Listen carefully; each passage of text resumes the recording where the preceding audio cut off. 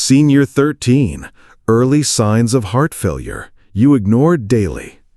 You start your morning thinking it's going to be the usual routine. Shuffle to the kitchen, mutter at the coffee maker while it takes its sweet time dripping, and wonder why your knees sound like a bowl of Rice Krispies every time you bend. But today, something feels off. You climb the stairs and suddenly your breath is gone, as if someone quietly swapped your lungs for a couple of tiny balloons overnight. You stand there at the landing, clutching the rail, pretending you're just admiring the view, when really, you're calculating whether you can make it to the bathroom without hailing an oxygen tank. And here's the thing, you wave it off. You tell yourself, I'm just out of shape, or must be pollen season again, even though the only thing blooming outside is your neighbor's depressing patch of crabgrass. But this breathlessness, this isn't some quirky little inconvenience. It's your heart raising its hand in class, whispering, "Hey buddy, I'm drowning here." When your heart can't pump effectively, fluid sneaks into your lungs, and suddenly each breath feels like sipping air through a straw someone already chewed on. You don't notice at first. It creeps in, subtle. One day you can carry a grocery bag up the driveway. The next, a trip to the mailbox has you wheezing like you just ran a marathon in flip-flops. And let's talk about the social camouflage you've perfected. When your friends invite you for a walk, you laugh it off with a, "Nah, these old bones aren't built for speed anymore." What you don't say is that you're afraid you'll end up huffing halfway down the block, looking like you're auditioning for a low-budget zombie film. You even design excuses. The weather's too hot, too cold, too damp, too sunny. Basically, unless the planets align just right, you'll be resting today, all to avoid the embarrassment of your lungs betraying you in public. But here's the kicker. You may not even connect the dots. You think heart trouble equals chest pain, not gasping for air after tying your shoes. Yet that tightness, that sense that your body is staging a coup every time you climb a few steps, is one of the earliest hints of heart failure. It's your ticker throwing a tantrum in silence, hoping you'll notice before things escalate. And let's be real, you're not winning medals for ignoring it. You're just setting yourself up for more nights sitting propped on pillows, staring at the ceiling fan, praying it spins fast enough to blow air directly into your lungs. And don't get me started on how you reinterpret these episodes. That time you stopped halfway through vacuuming and told yourself, well, this carpet's clean enough. That wasn't you being efficient. That was your body forcing a time out. Or when you carried in groceries and had to sit on the couch for 10 minutes before unpacking the milk. That wasn't laziness. It was your heart begging for a union break. Picture it. You're in the garden, pulling weeds, feeling virtuous, when suddenly you're bent double, panting like a dog that just chased the mail truck. You chalk it up to summer heat, though your spouse points out it's barely 65 degrees. Or maybe you catch yourself waking up at night, startled and breathless, as though someone turned down the oxygen setting while you slept. You push the pillows around, blame the burrito you had for dinner, and settle back down, ignoring that your lungs are filling with fluid like a leaky sink. And yes, humor aside, that creeping breathlessness is no joke. It robs you of tiny joys. Singing along to the radio, carrying your grandkid upstairs, even just standing in the shower without feeling like you're auditioning for Survivor, Bathroom Edition. It's sneaky. It doesn't knock loudly on the front door. It slips in through the cracks, makes itself comfortable, and before you know it, you're planning your day around how many steps you'll need to take. The irony? You could be sitting there right now, listening to this, thinking, yeah, but I just get winded when I rush. Sure. Except now, rushing means walking briskly enough to beat the microwave before it beeps. And while you laugh about it, deep down you know it's not normal. That's the scary charm of heart failure. It doesn't hit you with drama all at once. It tiptoes, steals your breath in inches, and dares you to keep ignoring it. So when you find yourself short of breath doing the most ordinary things, sipping coffee, carrying laundry, bending to tie your sneakers, it's not just old age, it's your body sending up flares. And while you may shrug it off today, Remember this, your heart doesn't do casual warnings. Every puff, every sigh, every moment you feel like someone secretly swapped your lungs for deflated party balloons, it's a sign you can't afford to keep brushing aside. Because let's face it, you can keep pretending, keep making excuses about pollen, the humidity, or your rusty joints. But at some point, that breathlessness becomes the roommate you didn't invite. It follows you from room to room, nags at you when you lie down, and turns every set of stairs into Mount Everest. And the longer you ignore it, the more power it has over your daily life. Remember when you used to laugh and chat while walking with a friend? Now just carrying the conversation feels like an Olympic event.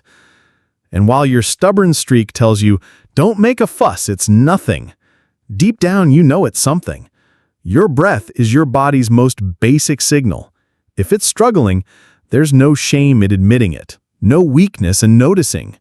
The weakness comes from pretending you don't. So here you are, catching your breath in the middle of your kitchen, wondering when normal things started feeling like workouts. And the truth is plain. Your heart is whispering for attention. And the sooner you listen, the more likely you'll get back those easy breaths you miss without even realizing it. So now you've made peace, or at least a shaky truce, with the fact that your breath has been hijacked by a heart that's running on low battery. But the saga doesn't stop there, oh no. Your body is a creative storyteller, and the next chapter in its dramatic little novel is swelling and bizarre weight shifts. And not the kind of weight shift where you blame the scale for being crooked. This is fluid, sneaky, creeping up on you while you're busy wondering why your socks suddenly leave those deep, stubborn rings around your ankles. At first, it's easy to shrug off. You look down at your feet after a long day and think, that's just gravity doing its thing. Except gravity isn't supposed to make your shoes feel like medieval torture devices every evening. Those puffy ankles, they're not cute. They're your heart whispering, I'm failing at my job of pumping blood, and now your tissues are becoming tiny water balloons. Your body hangs on to fluid like a hoarder clings to old newspapers, and it doesn't take long before you're carrying that baggage in your legs, your belly, and even your face. And the scale? Oh, the scale loves to play with you now. One morning, you step on it, and boom, 3, 4, 5 pounds heavier than yesterday. Did you inhale an entire pizza in your sleep? No, that's water, my friend. Sneaky, invisible water pooling in the places it doesn't belong. You tell yourself it's just a little bloat, maybe from last night's salty Chinese takeout. But when your waistband feels like it's waging war and your rings refuse to budge from your fingers, it's time to face reality. Your body is retaining fluid because your heart isn't moving it along properly. It messes with your routine in the most ridiculous ways. You notice you're loosening your belt more often, not because of holiday feasts, but because your belly feels like someone quietly inflated it with a bike pump. You sit down on the couch, look at your swollen feet propped on the coffee table and think, well, at least I look like I got a free spot treatment. Except instead of cucumbers on your eyes, you've got ankles that look like they belong to the Michelin Man. And here's where your brilliant excuses come in. You blame it on sitting too long. You blame it on the weather. You even blame it on those socks you bought at the discount store being made smaller these days. Anything to avoid admitting your body is staging a water park protest. But let's be real. When you start scheduling your day around whether your shoes will fit, that's not a sock problem. That's a heart problem. You might even notice swelling creeping higher. Calves, knees, thighs. Suddenly your pants feel tighter even though you haven't changed your diet. You chalk it up to a little middle-aged spread. But really, it's fluid stacking up brick by brick. And the cruel part? It doesn't just show up in your limbs. It invades your abdomen, too. You feel full faster, uncomfortable after small meals, like your stomach just declared mutiny. And when your doctor presses your belly and you feel like they're poking a waterbed, That's not a fun party trick. It's ascites, a lovely byproduct of a heart that's too tired to keep things circulating. Let's not forget how it plays games at night. You climb into bed, sigh dramatically like you always do, and then spend 10 minutes twisting around trying to find a position where your bloated midsection doesn't make you feel like a beached walrus. You joke about needing a crane to roll over, but in the back of your mind, you know something's off. You even wake up in the middle of the night to pee constantly because all that fluid shifts once you're lying down and your kidneys finally get their shot at emptying the excess. Romantic, right? Midnight strolls to the bathroom, ankles still swollen, heart working overtime. And as if swollen ankles and surprise weight gain weren't humiliating enough, the fatigue hits harder. Remember when you could stand in the kitchen for an hour making stew? Now, 10 minutes in, your legs feel heavy, like you're dragging sandbags around. You sit down just for a second and don't get back up until the pot's burned. You start measuring chores not by how long they take, but by how much swelling they'll cause. Vacuum the living room? That's 2 sock indentations worth. Grocery shopping? Better plan for puffy ankles by aisle 5. And of course, you'll crack a joke. You'll show off your balloon feet to your grandkids and wiggle your toes like it's some carnival attraction. They giggle, you smile, but deep down you know this isn't just a quirky body trick. It's your heart signaling that it's struggling to keep blood moving, and the backup is flooding into your tissues. It's like the plumbing in your house failing. The water doesn't just disappear, it seeps where it's not supposed to be, and ignoring it doesn't fix the leak. The part you don't say out loud, it's embarrassing. You don't want to admit to anyone, your doctor, your spouse, your friends, that you can't control your own body swelling. So you double down on excuses. I just drank too much water today. These shoes always make my feet puff up. It must be the heat. Sure, maybe once or twice those excuses fly, but when you're sitting in your recliner with your ankles looking like overstuffed sausages, even you can't deny it's more than just bad footwear choices. And if the puffiness isn't enough to convince you, the weight gain should. That moment when you step on the scale and it leaps by several pounds overnight, that's not fat. You didn't suddenly morph into someone who devoured 3 cheesecakes in the dark. That's water weight.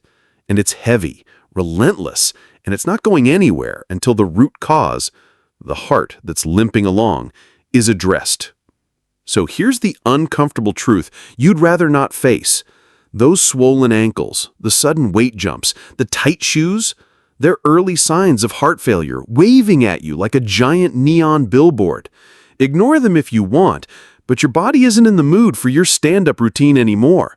Because behind the jokes, behind the denial, behind the socks with angry red marks, your heart is struggling, and swelling is its silent cry for help. And while you may keep brushing it off, deep down you know the truth. Gravity didn't do this, bad socks didn't do this, and Chinese takeout didn't do this. Your heart did. And the sooner you stop pretending otherwise, the sooner you can trade swollen ankles for a little more freedom.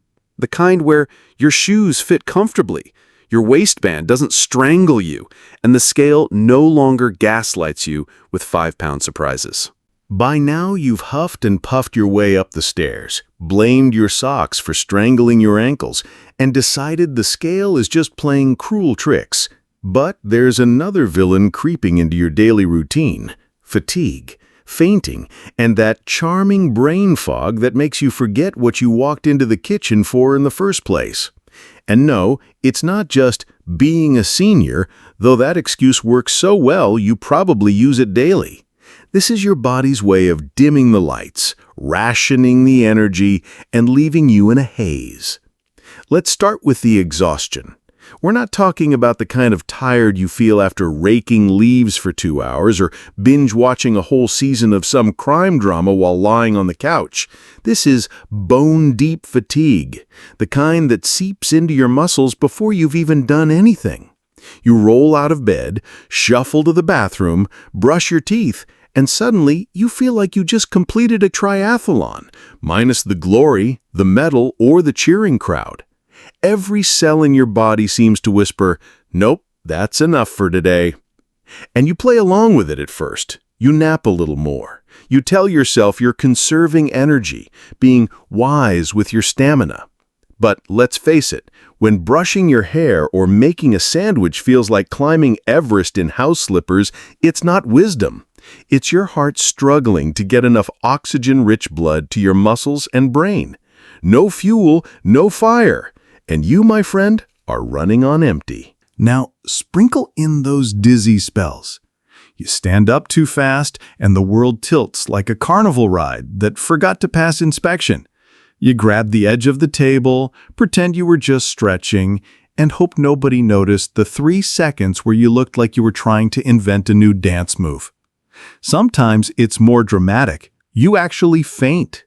One moment you're upright, the next you're on the floor, blinking at the ceiling fan and wondering how you got there. It's scary, but naturally you brush it off. I just stood up too quick. Must have been the heat. Guess I shouldn't have skipped breakfast. Anything but the truth. Your brain is starving for blood flow because your heart is too weak to keep up. And then there's the brain fog. Oh, the brain fog. You walk into a room and stare at the furniture like it's going to remind you why you're there. You forget names you've known for decades, misplace your glasses even when they're perched on your head, and find yourself rereading the same sentence in the newspaper 3 times because it slips out of your mind the moment your eyes move on.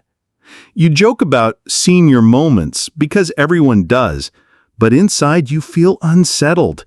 It's not just forgetfulness. It's like someone wrapped your thoughts in bubble wrap and left you to fumble through. And if you think nobody notices, think again. Your spouse has seen you drift off mid-conversation, eyes glazed like a donut. Your grandkids catch you zoning out halfway through their stories about school. And while you insist you're just tired, the truth is that your heart isn't delivering enough oxygen to keep your brain firing on all cylinders. It's like trying to run a computer on 1% battery. It slows, glitches, and sometimes just shuts down. This fatigue and fog bleed into everything. You start declining invitations because you don't have the energy to leave the house. You have finished chores, then collapse into a chair, glaring at the laundry basket like it personally betrayed you. You snap at loved ones, not because you mean to, but because every little task feels like a mountain you weren't prepared to climb. And when you try to explain it, you sound vague. I'm just worn out. I didn't sleep well. I'll feel better tomorrow. Except tomorrow comes, and you're just as drained. And of course, you've mastered the art of hiding it. When company comes over, you paste on a smile, make polite conversation, and collapse into bed the second they leave, utterly spent from the performance. Out in public, you shuffle along, trying to keep pace, even though inside you're counting the steps until you can sit down. And when you can't hide it, when you stumble or your words trail off into nothing, you crack a joke to smooth it over. Humor has always been your shield, hasn't it? But underneath, there's fear. Because fainting isn't funny, zoning out isn't harmless, and exhaustion that lingers, no matter how much you rest, isn't laziness. It's a warning. Your heart is failing to fuel the machine, and the entire system is sputtering as a result. That's why you sometimes feel lightheaded, why you get winded without effort, why your brain feels like it's trying to wade through molasses. And the most insidious part? You start doubting yourself. You wonder if you're just weak.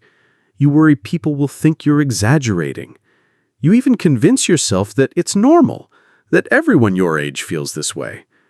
But that's the dangerous lie heart failure whispers. It disguises itself as normal aging, when really it's your body's emergency broadcast system on repeat.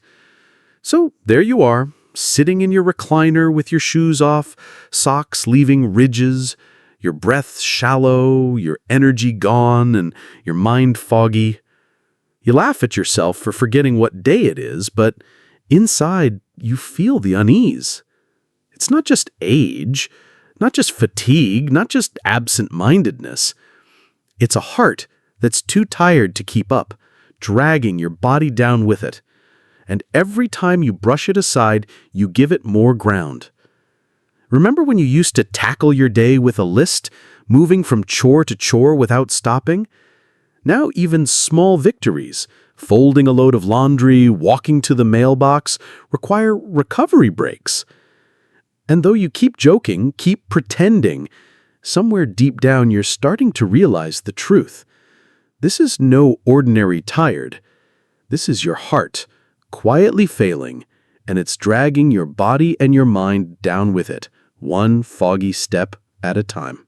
You've dragged yourself through the shortness of breath, the swollen ankles, the bone-deep exhaustion, and the foggy mind, but just when you think you've seen the whole parade of warning signs, your heart decides to throw in some extra theatrics, chest flutters, irregular beats, and those terrifying middle-of-the-night wake-ups where you sit bolt upright, gasping, as though someone stole all the air out of the room. If the first 3 acts were unsettling, this is where the drama ramps up. Picture it. You're sitting in your chair, quietly reading, when suddenly your chest feels like a fish flopping inside.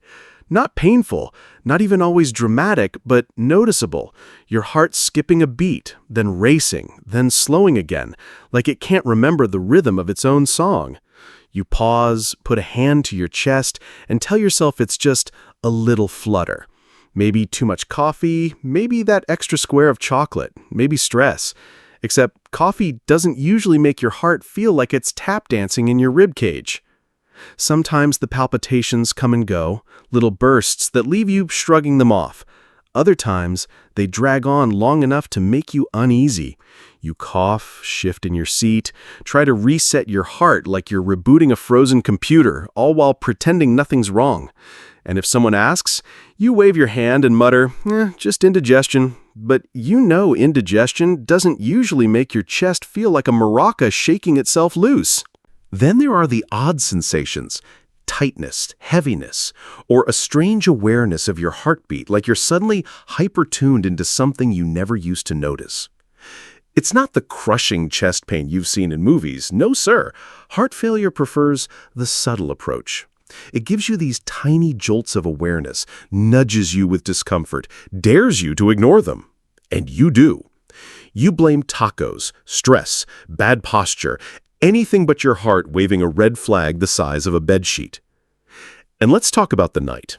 You crawl into bed, exhausted, ready to collapse into blissful oblivion. For a while you doze, but then it hits. You jolt awake, sucking air, your chest tight, panic surging like you've just surfaced after being held underwater. You sit up, pillows askew, heart pounding, trying to convince yourself it was just a nightmare. But nightmares don't leave you gasping for breath, clutching your chest, and stacking pillows behind your back just to breathe comfortably. That's fluid, sneaking into your lungs again, your heart struggling to pump while gravity has its way with your circulation. And it doesn't just happen once. Nights start to turn into this bizarre ritual. 2 hours of sleep, wake up breathless, shuffle to the edge of the bed, wait until the gasping eases, then try again. Sometimes you even retreat to your recliner, deciding it's easier to sleep upright than fight your own lungs in bed. Romantic, right? Nothing says sweet dreams like propping yourself up like a scarecrow in the living room at 3 a.m. watching infomercials while hoping your heart settles down. You start to dread bedtime. Instead of rest, you associate it with discomfort and anxiety, and it leaks into the daylight too. Every skipped beat or flutter reminds you something's wrong. You don't say it aloud, but deep down, you know. You felt enough of these middle-of-the-night alarms to realize this isn't a burrito problem. It's a heart problem. And the worst part? It isolates you. You stop talking about it because you don't want to worry your loved ones. You'd rather joke about sleeping better in a chair than admit you wake up choking on your own breath. You'd rather laugh about your dancing heart than admit it terrifies you. You bury it under humor, under excuses, but it doesn't go away. It grows louder, more insistent. Because palpitations, irregular rhythms, and nocturnal suffocation aren't harmless quirks. They're signs that your heart is strained, electric signals misfiring, and your circulation failing under pressure. Every flutter, every skipped beat, every gasp in the night is your heart pleading for attention. And you can only laugh it off for so long before it demands to be heard.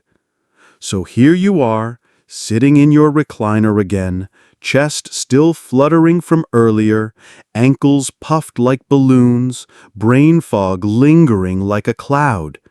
You think about how much you've brushed off, how many warnings you've ignored, and you realize your body has been talking all along. You just didn't want to listen. And now, as the story slows, let the truth settle. These 13 early signs aren't random quirks of aging. They're your body's way of asking for help before it's too late. And so we drift into the wind down. The harsh edges of warning signs soften here, like a lamp dimming at the end of the evening. Your breath, though sometimes unsteady, finds a rhythm as you sit still, calm in this moment. You let the tightness in your chest ease, your swollen ankles rest, your weary thoughts float away. The frantic pace of fear and denial gives way to something quieter, a reminder that noticing is the first step and listening is the second. Picture yourself not in crisis, but in a calm room where the only sound is the hum of the air moving gently around you. Your heart, though tired, is still yours. It has carried you through every day, every laugh, every stumble. And even now, even as it struggles, it deserves your care, your attention, your patience. There is comfort in knowing you are not alone, that millions have felt these same signals, misunderstood them, brushed them off, and then found relief once they chose to listen. There is hope in the fact that your story is still being written, that each sign noticed is a chance to act, to breathe easier, to rest more deeply. So as you close your eyes tonight, imagine your breath steady, your body lighter, your heart stronger. Let the worries loosen their grip, and let your mind drift gently into rest. No alarms, no flutters, no gasps, just the simple, steady rhythm of life continuing, soft and reassuring. For now, that's enough.